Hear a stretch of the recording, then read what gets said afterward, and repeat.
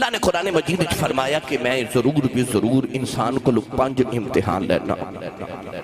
فرمایا وَلَنَبْلُوَنَّكُمْ بِشَيْءٍ مِّنَ الْخَوْفِ، فرمایا پہلا خوف دا امتحان، والجوع فرمایا بھوک دا امتحان، وَنَقْصٍ مِّنَ الْأَمْوَالِ پھر مال چ گھاٹے دا امتحان، والانفس فرمایا پھر جان لے کے آزمانا، والثمرات فرمایا پھر پھل.